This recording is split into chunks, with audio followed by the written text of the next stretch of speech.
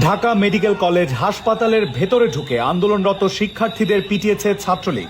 সোমবার সন্ধ্যা 7:15টার দিকে লাঠিসোঁটা নিয়ে সংগঠনটির 20-25 জন নেতাকর্মী হাসপাতালের ইমার্জেন্সিতে ঢুকে পড়ে।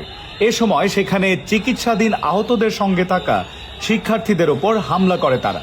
অনেকে ভয়ে হাসপাতালের বিভিন্ন কক্ষে আশ্রয় নেন। 7টা 27 মিনিটে ছাত্রলীগ নেতাকর্মীরা হাসপাতাল থেকে বের হয়ে যায়।